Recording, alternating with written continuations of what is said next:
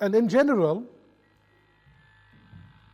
emotion that expresses how content we are with the way our lives are going. This is called life satisfaction, and this measures how people evaluate their life as a whole. And this is the 2019 latest study from Ackerman, which is a massive study which has come to this conclusion. It's the most important health and well-being determinant, meaning this is how we look at how well or unwell the mental health is of a population or of a community, by looking at life satisfaction. That's why we will talk about from an Islamic perspective. Now, up until 2022, we did not have actual research in those parts of the world where the trouble is. Now, I can tell you something which is really important, which I think most people don't know. All of the studies, all of the research that happens in psychological dimension happens in the Western world, and there are reasons for that. There are good reasons and there are wrong reasons, but anyway, it happens. But unfortunately, the first principle of research is that the research should be generalizable. It should be applicable across the board. Yeah? Now, the Western research, which is very valid research, which is very thorough research, I'm definitely not casting any aspersions on the research itself, but it is done within the 13% of the population of the whole world. 13%, not on the 87%. 87% of the population lives outside the Western world where the research is conducted. How can it be implemented? It cannot be implemented. This is why they get shocked when they do not find the same level of experiences and same level of mental trauma in those parts of the world where there is more trauma. You expect more mental health trauma over there.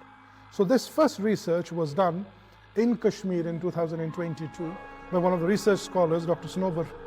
She completed this, and she had to obviously go through a lot of trouble, because when she published this, let's put it this way, she made a lot of changes. Even in the research, she had to make a lot of changes to satisfy the Indian authorities. Anyway, so once she took a group of people, especially those women who had lost their husbands or their husbands were missing, and was looking at the extreme trauma. This has never been done before. This is the first. It's one of a kind, alhamdulillah, this study. So the study, after hypothesis, I will not let you go into the details of this. So she looked at these 4 areas: influence of optimism on life satisfaction, influence of spirituality on life satisfaction, influence of life purpose and satisfaction on life satisfaction, and influence of self-confidence during stress on life satisfaction.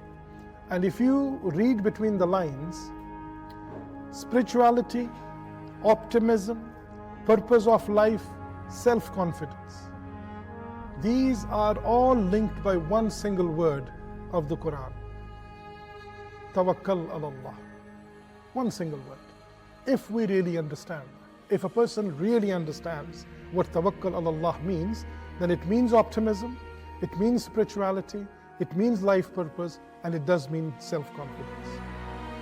And obviously the influence of social support of life satisfaction. So 4 aspects of the individual, and the 5th aspect was the social aspect. Again, social setup. So the results, and these results, I have deliberately put up these analysis over there for those who are researchers, so that they understand that this was not just small bits. The research was thorough, and the research was overwhelmingly in support of this. So she mentioned this, that the influence of optimism on the life satisfaction, optimism positively influenced, spirituality positively influenced, life, understanding the purpose of life positively influenced, and self-confidence also positively influenced, and social support, obviously this is known. This was a known fact anyway before as well. So what does it all mean? The results suggest that self-confidence during stress was the most decisive influence on the life satisfaction, followed by spirituality. So number 1 was self-confidence, number 2 was spirituality, number 3 was social support, number 4 was understanding the purpose of life, and number 5 was optimism. Optimism about future, hope about future.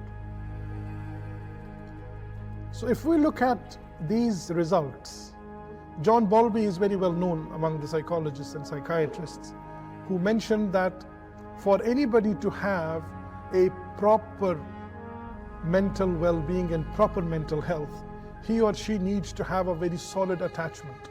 And the initial attachment is of the mother. That is why mother has got such a huge influence, because the initial attachment with the mother is massively important in the development of the child. So at troublous times, in chaotic times, in confusion, fil ba'tha'i wa dharra'i wa heen al-ba's, when everybody presses the panic button, at that time, somebody and anybody, how are they able to cope and how are they able to relate to anything? That's mentioned in this ayah of the Quran of Surah Talaq, where Allah mentions, and for those who are mindful of God, He always provides a way out. And He provides for them from sources they could never imagine. And whoever puts their trust in God, then He alone will suffice him. Certainly God achieves His will. God has set a measure for everything.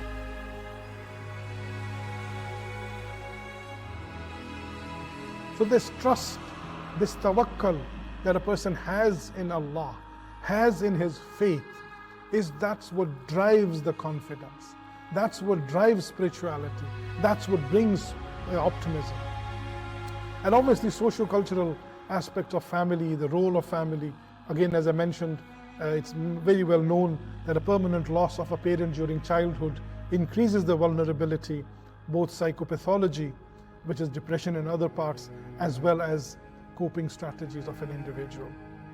So same role is played by a close and vibrant community, but the community has to be non-judgmental and not a nosy community. A nosy community, a judgmental community is as good as useless. In fact, it's worse.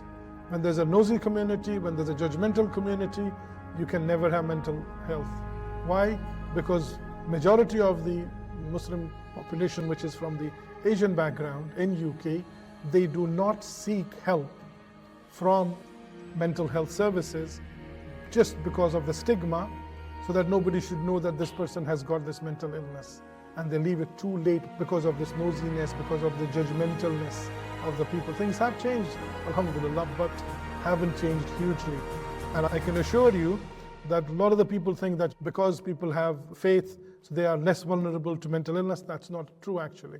In fact, in UK, the stats tell us that the Asian Muslim females are 4 times more vulnerable to depression and suicidal thoughts than the general white population. 4 times more, because of cultural reasons, because of aspects of the society and the stigma that is associated, unfortunately, with what they have to put up with. So Islam obviously gives us all these role models, gives us the Muslim life, family unit, and alhamdulillah removes the loneliness, conflict and guilt and self-esteem. Those issues are hugely taken care of.